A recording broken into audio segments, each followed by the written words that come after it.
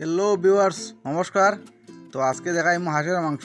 সবার প্রথমে হাঁসটা গরম জলে সিদ্ধ করতে লাগবো। ওই দেখো লুম পড়ার লাগিয়া এই পদ্ধতি করতে লাগবো আপনার। আর তো দেখাই আর বাকি কীরকম ওর।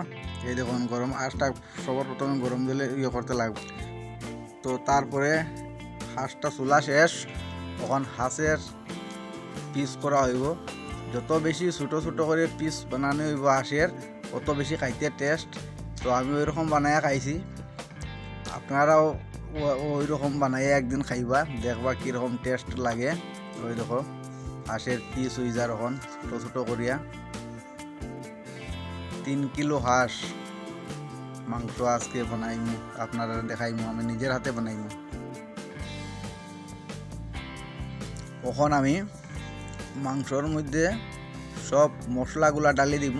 হলদি, মরিচ, জিরা, লবণ, তেল সবগুলা ডালি দিব মাংসটার উপরে। তারপরে কাঁচা পেঁয়াজ কচি কচি করে কাটিয়া ওইটার উপরে দিছি মাংসর উপরে। ওইগুলা একসঙ্গে বয়েল হইব। তো এখন মশলাগুলা ডালি দেই, সব কিছু ডালি আর এখন মশলা। আপনারা সঙ্গে থাকবা ভিডিওর। আজকে আমার হাত দিয়ে বানাই আর হাঁসের মাংস আপনারা দেখাইমু।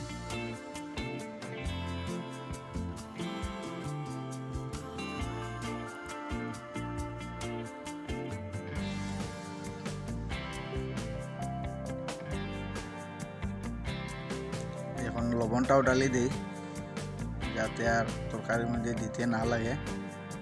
এই দেখুন একসঙ্গে সব কিছু দিয়া দিলে আর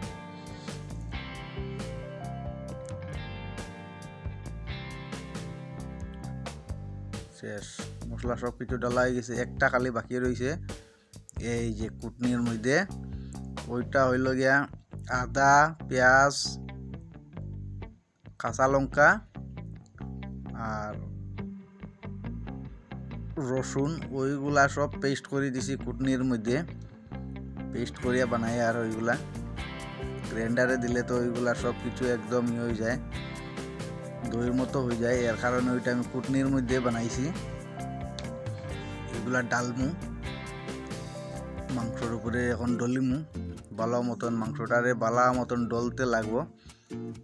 এই দেখুন ডলি আর বালা মতন ডলার পরে মাংসটা বানাইমু। আপনারা দেখবা, সঙ্গে থাকবা। এই দেখুন বালা করে ডলতে লাগবো মাংসটা। এই দেখুন খুব সুন্দর করে ডলতে লাগবো মাংসটারে, যাতে মশলা এগুলা সব কিছু মানে মিক্সড হয়ে যায় একসঙ্গে। যত বেশি ডলা হইব মাংস অত বেশি টেস্ট হয়। তো আপনারা ওই রকম একদিন বানাইয়া খাইবা, দেখবা কীরকম লাগে। যদি ভালো লাগে তো আমার কমেন্ট করবা।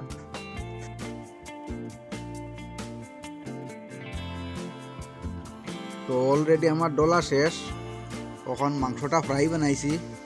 ভিউয়ার্স আপনারা দেখাই আর কীরকম হয়েছে, নিশ্চয় কমেন্ট করবা, কমেন্টে জানাইবা কীরকম হয়েছে মাংসটা বানানি দুমা বারোর মাংস থেকে। এই দেখো এখন ওইটা হইব ঝুল। তো ভিডিওটা প্লিজ আপনারা দেখবা সবাই, কীরকম লাগলো না লাগলো জানাইবা। ধন্যবাদ।